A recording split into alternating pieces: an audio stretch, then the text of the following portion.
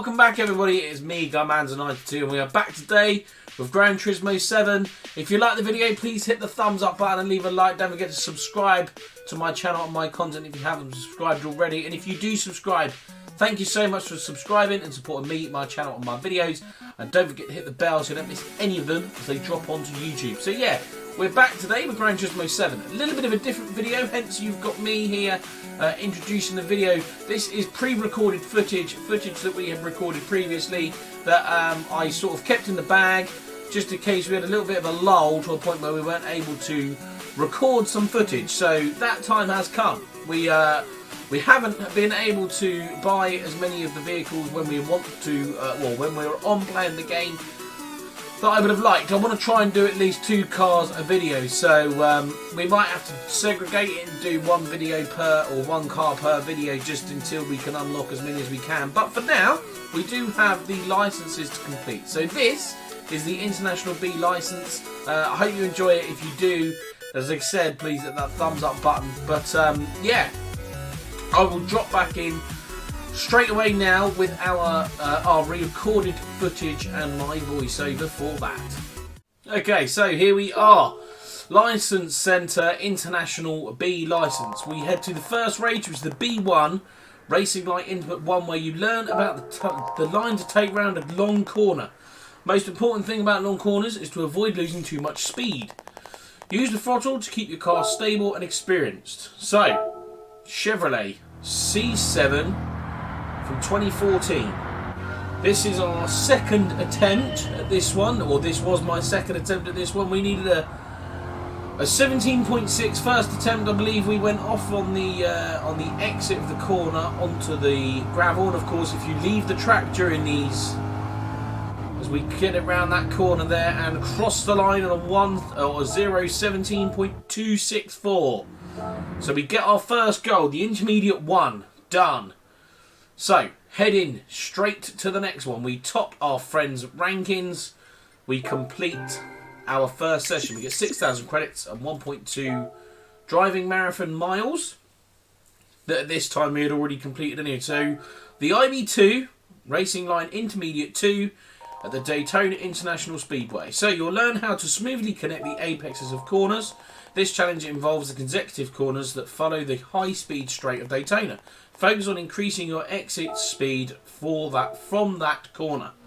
So, cling to the apex when cornering a Ferrari F40 or 430. So, here we go. This is our second attempt as well. So, onto the brakes. Left in, keep it to the right. We go a little bit wide here, but not too bad because you can just about cut that corner off. Need a 113.3 of 115, sorry, 115.3 we needed, and we did it in a 115. So that was our second completed, topped our friends' rankings, and of course we got that all-important gold. So we move into the IB4, we pick up the same sort of credits there, 6,000. IB3, high-speed corners. So, high-speed cornering around the Fuji Speedway. High-speed corners, you'll need to use the accelerator pedal to keep your car under control. In this challenge, you'll be tackling a high-speed corner on the Fuji Speedway. On high-speed corners with strong G-force, you'll need to make firm adjustments with the accelerator to stabilise the car. So we need a 37.6 round here, and an IB3, and this was my first attempt. So here we go. We shot off the line as we start this challenge onto the brakes into this left-hander. Try and use all of the track. High-speed corners, as the game said. So we come round the corner. Little bit wide there. Didn't really want to be that far wide, but it does mean we pick up that earlier apex. Onto the brakes. Bringing it into the left-hand side, using up all of that track so that we can get onto the acceleration nice and early. Keep to the left-hand side, make the track nice and wide for the corner, keep the acceleration, and across the line, 137.2, another gold. So that was gold for our IB3. So we now head to IB4 for the next time, another 6,000 credits there, and about a mile and a bit for our driving marathon, so that's good. So, IB4. The GTR Tokyo Raceway, we've got 10 missions to do here. So we've got Urban Tracks 2. Now, if memory serves me correctly, this one was a little bit more difficult. So we'll practice using all of the track all the way up to the wall. In this challenge, you'll learn how to master one of Tokyo's urban circuits. Find a fine line allows you to hit the apex for each corner. Now, this one took me 7 attempts. This one was a little bit more difficult. So as you can see there, our record at the time of us trying to attempt this last sort of time was a 0:31.4. So we needed to find nearly 200ths of a second easy.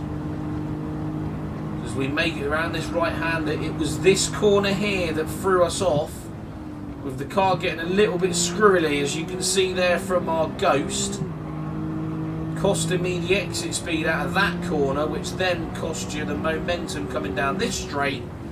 But we did it in the end, and we got an all-important gold as well, so we continue that, getting our golds. We want all gold for the licenses if we can manage it.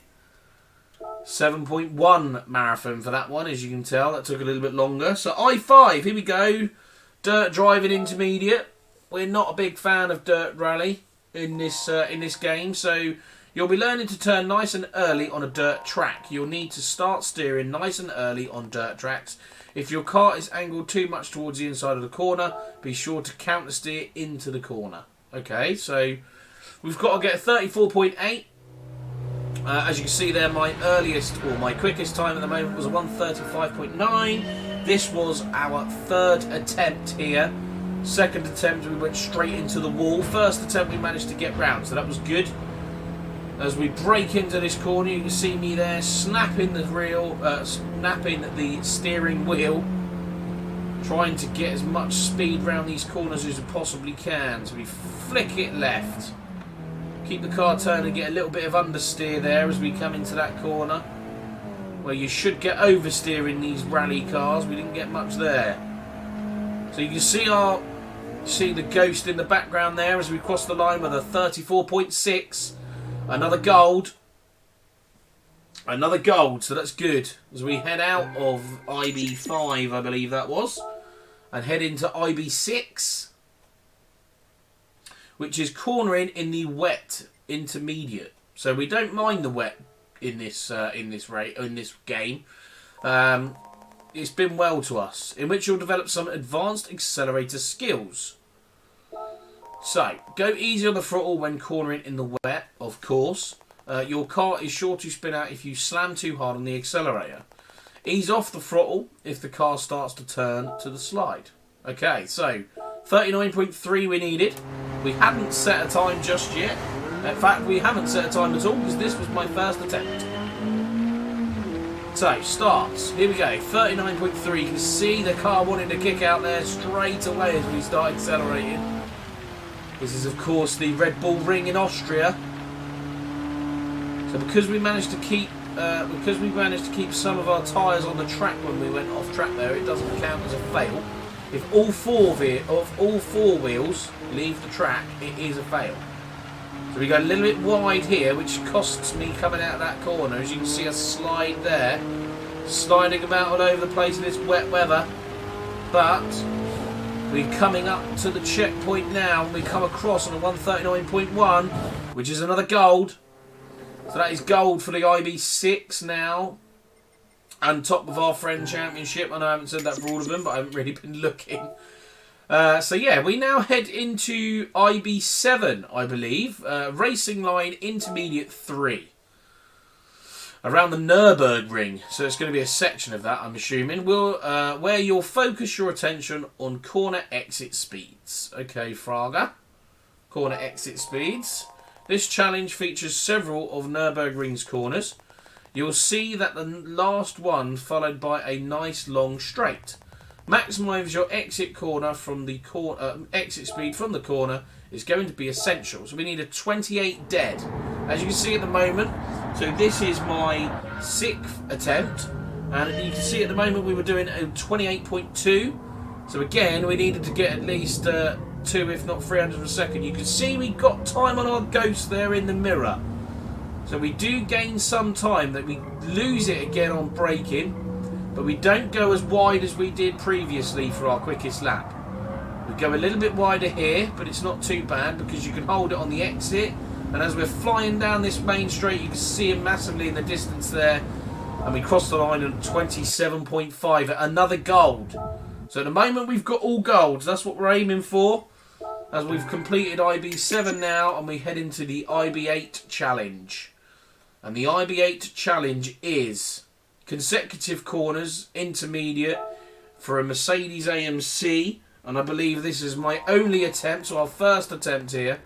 And we're going to learn the best line through a series of corners.